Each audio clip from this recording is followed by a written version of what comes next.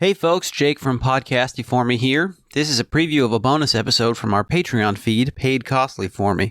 If you like this and you want to hear more, you can head on over to patreon.com/podcastyforme, where for $5 a month, you can get a new bonus episode every other week.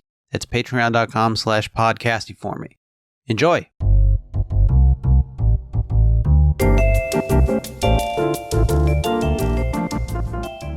This movie, this remake, really points out, Unforgiven doesn't address everything about the Western in one movie. It doesn't really address at all, the genocide of Native Americans. It doesn't address. There's no Mexicans. There's no any of that. There's no idea of mechanization and industrialism.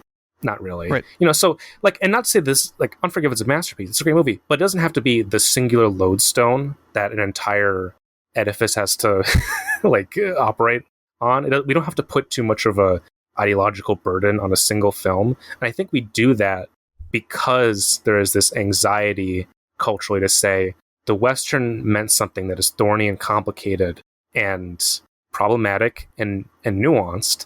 And I think we don't really want to deal with that, because that means that we still have to keep asking questions and making new versions of these types of stories. And frankly, asking ourselves, are we as enlightened as we think we are? Have we exhausted, this really critical period in, I think about in context of this movie, right? This movie's not a Western. It's a jidaigeki. It's a Chanbara period piece movie. Right. And there have been many, many attempts, I think, to, make the quote unquote the last samurai film, right? The definitive one in particular stands out. Yeah. Right. But even in Japan, there's Harakiri, you could say Harakiri is an Unforgiven-esque movie in that it dismantles this myth, it's interrogating this, but it doesn't address the whole history of Japanese warfare and different clans and different emperors. It is only telling this one story. And so I think what this movie does a great job of is showing, even within the framework of Unforgiven, there are unaddressed things. Can I bring up the ending of the film? Yeah, because I think this speaks to your very well articulated point, Yui, that what is one of the most notable, brilliant things about... Well, first of all, we didn't even mention this. I don't know if we talked about it. I think we talked about it on our first episode. I didn't bring it up on our episode with Zoomer Josh. Unforgiven was the script, the William Money killings, was written in the 70s. So it wasn't even conceived as a 1990s, right? Yeah, it wasn't conceived as this is the end of history. Now we're going to close the book. There's a world where Lee Marvin could have been in that role. It's true. Yeah, there's a world where 48-year-old Clint Eastwood could have been in the role, and it would have been very different. And the similarities in theme between High Plains Drifter and Unforgiven are many, But I think one of the most significant and affecting and brilliant moves of Unforgiven, the Eastwood film, is that he goes back to his family, and then there's that little postscript where it's speculated that he moved to San Francisco and made a lot of money. The idea is then that, speaking to the genocidal stain or the violent stain on the soul of America, is that the people who do these things go back into society.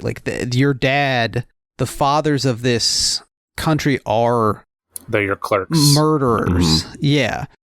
Whereas in this film, I think it weakens things that he does this killing, and then, the Searchers style can't go back home, that he walks out into the wilderness, like Shane, it's an older Western theme that it's picking up on. I'm sure it happens in a lot of jidaigeki and Chanbara films, but I think it sort of lessens the impact of this condemnation of the society that the violent guy leaves rather than reintegrating, because that is that's more truthful to me, that someone who did these things would also be the kind of person who tells you to get your elbows off the table. Yeah, I have two pieces of evidence that I'd like to provide to back up Yell's statements, because I agree with them very forcefully. First of all, in terms of Japanese cinema history, I've seen a fraction of the films that you have, Yui.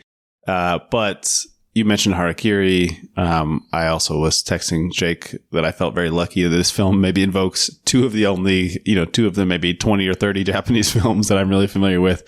Yeah. One of them I've already talked about on this podcast, the film called Goyokin, which is also about like samurai not acting as samurai, but as being like agents of the state and as being violent occupiers and extractors. And then, of course, Harakiri, I think, is almost maybe closer to the 1992 Unforgiven in the sense that it's like laying bare maybe the like false operators, the people surviving off of the myth of samurai who don't really embody that idea, or maybe they never did, if there was such a thing. People should certainly watch. Goyokin is very good. Harakiri is an all-time film. I think. I definitely think stylistically, this movie has much in common with the director of Goyokin, Hideo Gosha. Like, the style of violence and the nihilistic presentation of it, where it is really like not just brutal, but like messy and like arbitrary, clumsy, clumsy. I think that's an interesting thread that it needles between that and then Eastwood, because that's also a thing in a lot of Eastwood movies where there is like sort of like a fumbling human, like imperfect idea of what the violence is that didn't really exist in the films of Leone. And, you know, in Hideo Gosha, like what he was responding to was also Kurosawa, where Kurosawa, you know, in like in a movie like Yojimbo, Toshiro Mifune, you know, he'll do the one cut and then someone's dead. Yes. In Sanjuro, it's like whoosh, and then it's like a full motion, and it's very, you know, it's not bloodless, but it's elegant in a way, or it's almost like just efficient. Whereas with Hideo Gosha, in a lot of his movies, there is this like people are getting beaten and like you have to crashing slash at someone to scaffolds and falling over pots and stuff. Yeah, exactly. So there's much more of like the world is brittle and fragile, and the violence just, you know, it doesn't create anything. It's not this like beautiful poetic thing. It just destroys. Want to hear the rest of the episode? Go to patreon.com/podcasty for me and sign up for just $5 a month. We're sorry we do this.